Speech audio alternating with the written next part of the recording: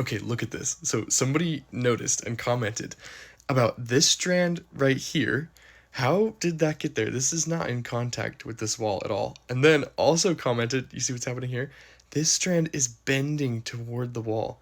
How is it doing that? Is Physarum, the slime mold, somehow facilitating this? The answer is kind of no, but I'm not sure, honestly. This is static electricity, and Physarum does this a lot, actually. I have other pictures of instances where it does this. I'll show you.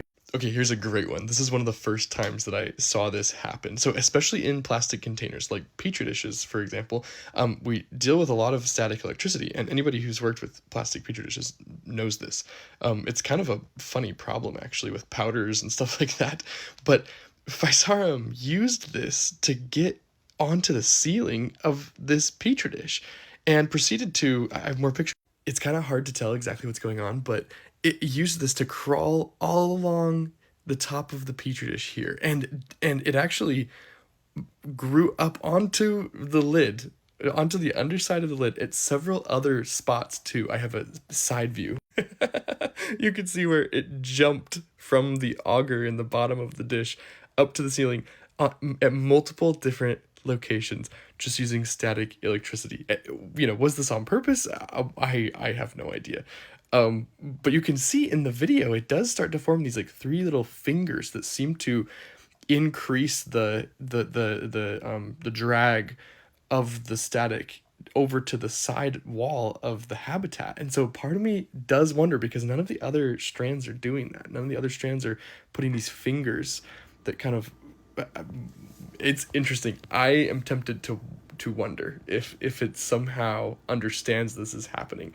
But it does this a lot, actually, in these kinds of containers to get places where it would not otherwise be able to get to. And actually, it shouldn't be able to do this whole specimen, this whole part of the specimen that's extended itself all across the wall of this habitat has come from this single point.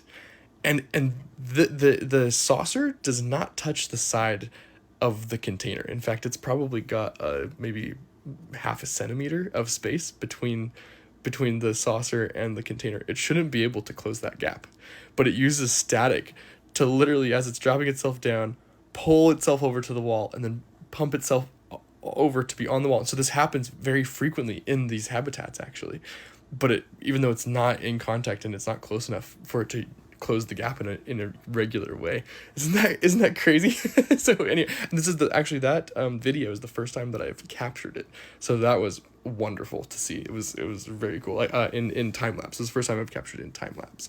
But I learned today that other things use static electricity. I was looking into this to figure out, could Physarum have figured out how to do this in nature? Could it have used static in nature? And so I was looking into how other forms of life use static electricity.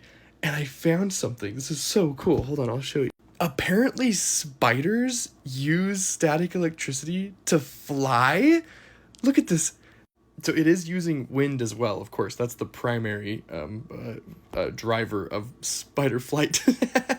but but apparently, there's been pretty recent research that lets us understand that it's using static electricity, and this static interaction between the webs and the ground to make sure the webs go up instead of down.